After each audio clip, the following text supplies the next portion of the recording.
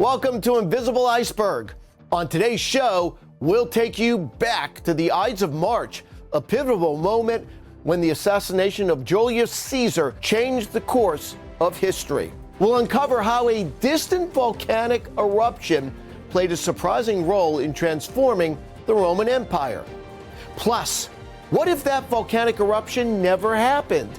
We'll explore what might have been different. And later, we'll examine the Roman Empire's enduring influence on today's modern world. It all starts now on Invisible Iceberg.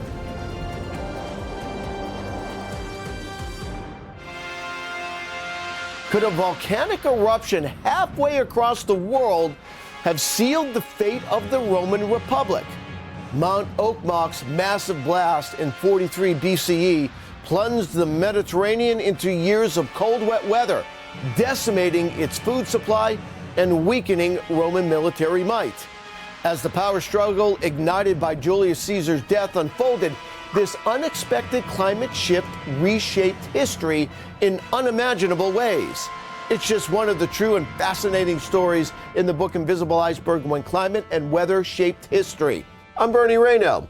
Joining us right now is AccuWeather founder and executive chairman and author of the book Invisible Iceberg, When Climate and Weather Shaped History, Dr. Joel Myers. Thanks for joining us today. We have a very interesting and I think a well-known story, but there's certainly lots of information with it. First of all, thanks for joining us, Dr. Joel. My pleasure. All right. Yeah. There's a lot to the Roman Empire. There certainly is. You know, the eastern part of the Roman Empire lasted 2,000 years, or the Roman, what you can consider the Roman Republic of the Roman Empire. Roman Republic, which the United States is partially modeled after, and we study in our history books and so on, began 600 BC. 600 BC, and it lasted in the western part of the Roman Empire to 600 AD and 1400 AD for the eastern part. So it had a tremendous impact on culture and people, military tactics, lessons in debt, and we've studied it in European schools, American schools, maybe not enough. So it was a republic, and then it turned into an empire, meaning that it became a dictatorship. But it was a representative form of government, got in debt. There's lessons to be learned. Got in debt, could not maintain same kind of a government, had to be more forceful leadership from the top in order to keep things under control. We can spend all our time talking about that, but this is really about how the weather and climate impacted and what effect it had on the evolution of the Roman Empire. Well, let's start with, of course, everybody knows this story. Let's go over it again because there's a little more to it. The Ides of March, Julius Caesar was given the term emperor, dictator, correct? And that caused a stir. Well, yeah, the Senate, of course, was a representative form of government, was concerned that Julius Caesar was becoming too powerful, even though he didn't have all the powers of a dictatorship, but they were afraid it was going there. So 60 conspirators got together, senators, and decided to assassinate him together so that there were too many of them to be all hanged and killed, right? And to save, quote, save the Republic. What happens next? This is where the power struggle begins, does it not? It does. He didn't have any sons. He had a daughter. He left his fortune to Octavius, and so Octavius had all the wealth. Mark Antony, who is famous he gives the speech in the play by Shakespeare, subtly supported Caesar, and his speech, rather than was expected to turn the crowd against Caesar, sort of created some sympathy for him. And so eventually that turned into a power struggle between the two of them. But all of that was complicated by an event that occurred on the other side of the world, a huge volcanic eruption that occurred in the Aleutian Change part of Alaska today. 9 months after the Caesar was assassinated, this huge volcano exploded, creating a crater 6 miles across, tremendous amounts of debris thrown up into the high atmosphere, circled the Earth, shielded the sun, caused massive cooling. It was the second biggest cooling event of the last 2,500 years. Obviously, that caused all kinds of crop failures around the world. People, there's nothing worse, people starving, can't feed their kids. It was an agricultural society across Italy, Rome, and into the Middle East, the Mediterranean, and so on. And so there was a lot of stress for 10 years. I mean, there was tremendous cooling, 15 degrees or more of cooling in many places for 2 or 3 years, but the cooling lasted for 10, a lot of crop failures, and this added to the turmoil. When we continue to go through your book, Invisible Iceberg, When Climate and Weather Shaped History, whenever the weather changed dramatically, so does the economy. And it seems as though every time we see this happen, the results are the same. That's right. People don't learn from history. First of all, they may not have any control over that, and there is turmoil. But remember, the Roman Republic, like the United States, it got overextended, deeply in debt, controlled a significant portion of the Middle East and Europe and so on. And the only way to keep order was to be a more and more powerful central government controlling the people and decisions, so it became a dictatorship. All of the turmoil, then how did that impact the leadership of Rome? Well, there was power struggles. Anthony was ultimately killed. What they did is the survivors demanded that all the opponents be killed, and they were all, they had prices on their heads. I mean, there was leadership, a lot of people assassinated, and they set up a triumvirate of three-headed monster, if you will, that controlled the Roman Empire for centuries thereafter. And as I said, but it went on for centuries. The Constitution in a lot of the United States was based on the positive parts of the Republic that the Roman Republic represented before it became an empire. Let's face it, we're all better off with a republic form of government, a representative form of democracy. There's a lot to this story with the power struggle and the volcano, but certainly weather shaped that history quite a bit, Dr. Joel. The chain, though, is the weather affects the economy. Yes. And the economy,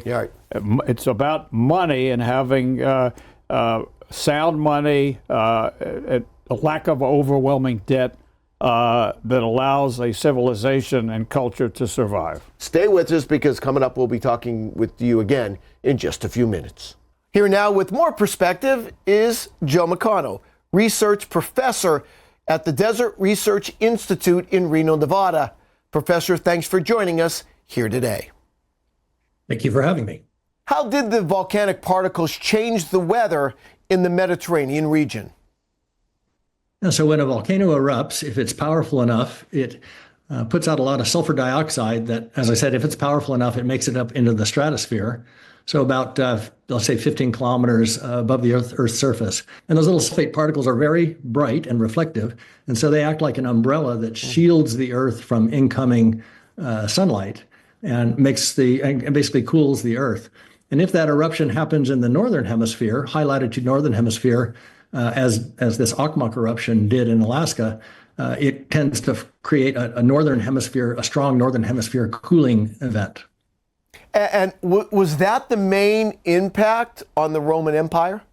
And you can imagine if you suddenly had a cooling that lasted for nearly 2 years, and everything was about 10 or 15 degrees cooler, you can imagine that would have a big impact. And it not only changes the temperature, but it also changes the precipitation patterns.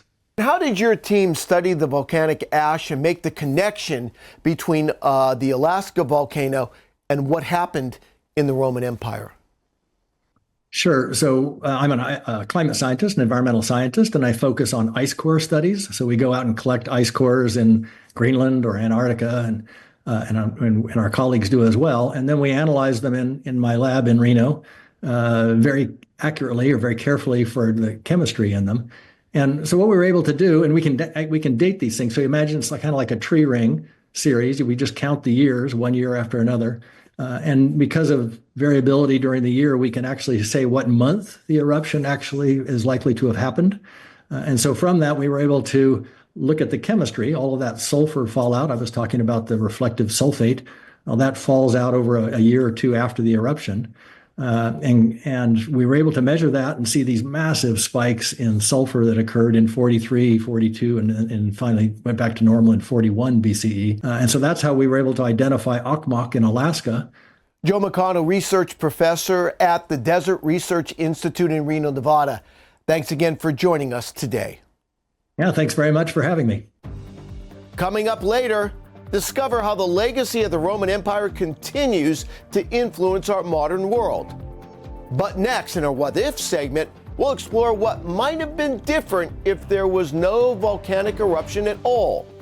Find out how it may have altered the course of civilization after the break.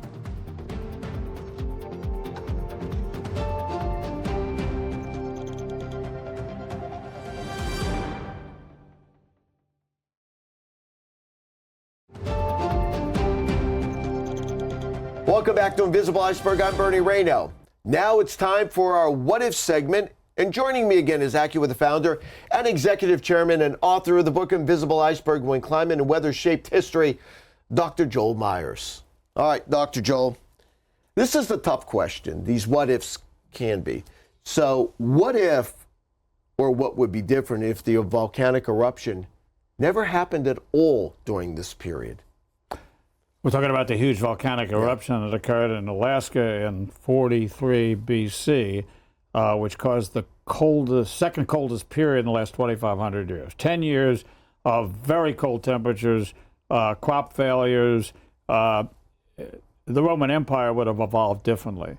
Clearly, there was an impact all over the world, but we know a lot about the Roman Empire. We've studied it, and there was a period of 10 years of turmoil, and it affected every aspect, the culture, the rule. The troops, they were starving. They were foraging off whatever was available. But it caused the leadership to clamp down harder and to get more and more food however they could. And of course, that they had to have a very strong military and control of the people, because people were unhappy. They were starving themselves. They had to give up, in some cases, what they had to the army. It was a time of great turmoil. And did you feel as if this event did cement Augustus' reign? Well, it as is often the case, when there's turmoil or a crisis, the central government grabs more and more power and suppresses whatever dissent there is in order to maintain order and control things and survive themselves. And it certainly looks like that occurred here. So it could have evolved much differently without the climatic hardships. I'm sure it would have. And as often the case in history books and how we've learned, not enough attention and credit is given to the economic impacts, the climate effects, and so the history doesn't have as much about this, but just surmising what we know about what happened, the weather, climate, food, all of it tied together, resulting from this huge volcanic eruption. And certainly the Roman influence on today's life can be seen in many, many areas, certainly forms of government and speech. But I understand the calendar, and this was something that I was a little surprised about it as we looked into this more. The calendar influenced by Caesar itself. Yeah, the calendar up to that point had 10 months, and there was sort of a gap period. I don't know what went on in that period, but about 60 days. So they added 2 months and made it 12, because September, October, November, December, I guess, mean 7, 8, 9, 10. The translated, that's what they mean.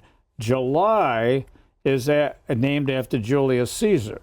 August is named after Augustus.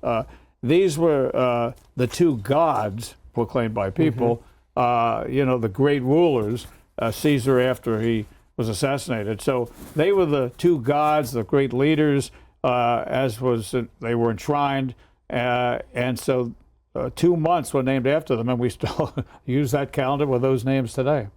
And how did England and the United States view events that occurred in Rome? Well, we all studied the great, if you look back at what you study in history, Rome, Roman Empire, the whole Roman period played a tremendous role in establishing, setting the stage for democracy, for a form of government that evolved in the UK and then in the United States.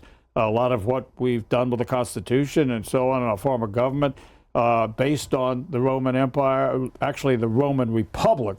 Unfortunately, it evolved into a dictatorship, and that's you see that in Star Wars, you see that in the Constitution, the Senate, and a lot of the terms that we use and have enshrined in the Constitution come from the Roman Empire. So it's been studied. It played a huge role as the foundation for a lot of things that we hold dear in our Constitution and elsewhere today. Yeah, and let's get it back to the United States founding fathers.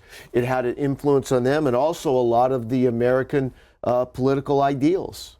Absolutely, yeah. And even some of the quotes, "Give me liberty" or "Give me death," and by Nathan Hale, I think. Nathan Hale said, "I only regret that I have but one life to lose for my country."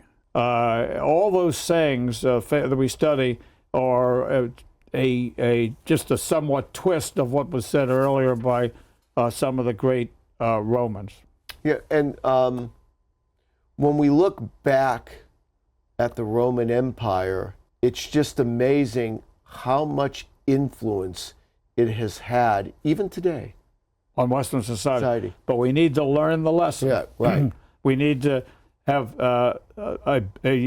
reserves to deal with the unexpected, whether it's a war or a climate catastrophe or whatever, because it can bring down nations, as we've seen in this book, time after time. If the United States is to endure, we can't get too much debt, and we need to have reserves to deal with the unexpected. And it's just, you see the same lessons over and over and over again throughout your book here, do you not? And often not learned. From one society and culture to the next. Well, we're going to continue to delve into this book, and by the end of this, I think everybody will have those lessons learned.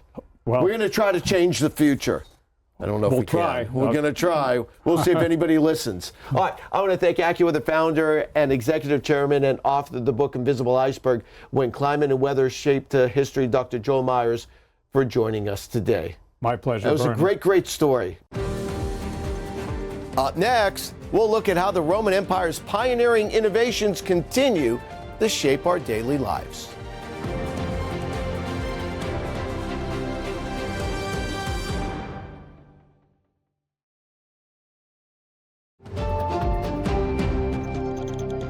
Welcome back to Invisible Iceberg. I'm Bernie Rayno. While a volcano launched the Roman Empire, many inventions came out of that civilization that are still with us today. Here's some influential innovations from the Roman Empire. First, aqueducts. Romans created aqueducts to supply water. They built bridges with artificial channels for sending water to cities. They also built an extensive network of lead pipes to both bring water in and send wastewater out. In fact, the word plumbing came from the Latin word for lead, plumbum, and that plumbing laid the groundwork for today's water supply and sanitation systems. Next, architecture. Romans designed buildings with advanced engineering skills using arches, vaults, and domes to span distances. Buildings like the Colosseum and the Pantheon were built using concrete. Romans created the durable material using volcanic ash, lime, and seawater. Lastly, roads. The Romans built road and highway networks that allowed trade, communication, and military movements.